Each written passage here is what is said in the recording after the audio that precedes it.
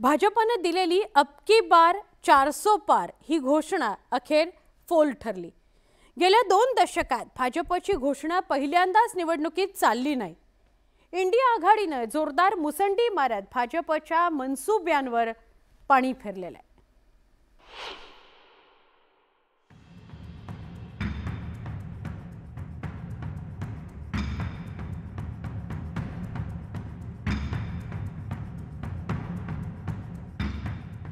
भाजपने एनडीएतील सहकारी पक्षांच्या मदतीने बहुमताचा आकडा गाठलाय।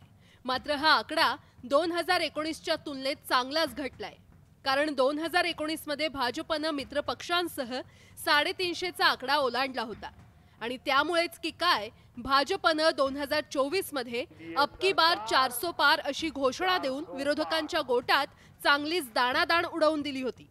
याआधी भाजपने काय घोषणा दिल्या होत्या ते आता पाहूयात। 2014च्या लोकसभा निवडणुकीत भाजपची अच्छे दिनची घोषणा मतदारांना चांगलीच भावली होती। त्यानंतर 2019 मध्ये भाजपने मैं भी चौकीदार ही घोषणा देत 300चा आकडा पार केला। परिणामी भाजपने 2024 मध्ये अब की बार 400 पारची घोषणा दिली। मात्र यावेळी भाजपला त्यांची घोषणा साकारता आली नाही।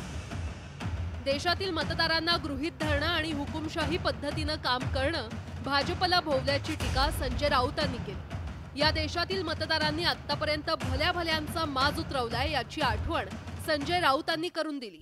बात ऐसी है कि महाराष्ट्र ने, उत्तर प्रदेश ने, पश्चिम बंगाल ने सबसे बड़ा खेला किया है। जहां जहां मोदी जी और अमित शाह ने अन्याय किया, अत्याचार किया है, वो सभी स्टेट उनके खिलाफ चले गए। खास करके महाराष्ट्र में भाजप आणि एनडीएने बहुमताचा आकडा गाठलाय। मात्र 2014 आणि 2019 मधील मोठ्या यशानंतर 2024 मध्ये झालेली घसरण भाजपला नक्कीच विचार करायला लावणारी आहे। Bureau report, news 18 Lokmat.